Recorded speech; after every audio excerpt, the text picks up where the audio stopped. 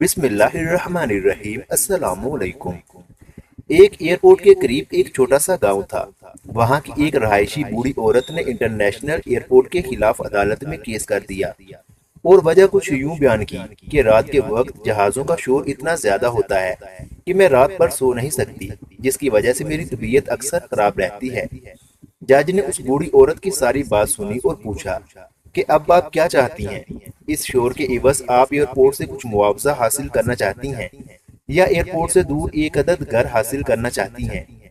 عورت نے کچھ یوں جواب دیا، میں یہاں اپنے ذاتی گھر میں رہتی ہوں اور کافی عرصہ دراز سے یہاں زندگی بسر کر رہی ہوں، لیکن اب میری طبیعت اس قدر اتنا زیادہ شور برداشت نہیں کر سکتی، اس لیے مجھے نہ تو کوئی پیسوں کی ضرورت ہے اور نہ ہی میں کوئی اور گھر چاہتی ہوں۔ اس مسئلے کا کوئی اور معقول حل تلاش کرے۔ عورت کی یہ بات سن کر اس وقت کے موجود حکام بھی بہت پریشان ہو گئے کہ اب اس مسئلے کا کیا حل ہو سکتا ہے۔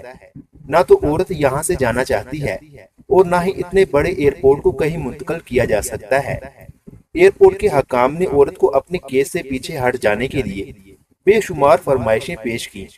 انہوں نے ایئرپورٹ سے دور ایک عالی شان گھر کی آفر کے ساتھ ساتھ بہت بڑی رقم دینے کی آفر بھی کی، لیکن وہ عورت اپنے فیصلے سے پیچھے ہٹنے کا نام ہی نہیں لے رہی تھی۔ آخرکار تھک ہار کر جج نے کہا کہ اگر ہم آپ کی نیند کے ٹائم کو مینج کر لیں، مطلب رات کا ایک ایسا مخصوص ٹائم جب آپ سو رہی ہوں، تب ایئرپورٹ پر کوئی بھی فلائٹ نہیں اترے گی۔ کیا آپ کو یہ فیصلہ منظور ہے؟ اس فیصلے سے عورت مطمئن ہو گئی اور تب سے لے کر آج تک اس ایئرپورٹ پر رات 12 سے لے کر صبح 5 بجے تک کوئی فلائٹ نہیں اترتی۔ یہ ہے وہ عزت، وہ مقام اور وہ انصاف جو جرمنی اپنی عوام ٹیکس پیئر لوگوں کو دیتا ہے۔ یہاں ہر انسان کے حقوق برابر ہیں۔ مزید اس طرح کی اچھی اور سبق آموز کہانیاں سننے کے لیے ہمارے یوٹیوب چینل علمی روم کو سبسکرائب لازمی کریں۔ ملتے ہیں اگلی ویڈیو میں۔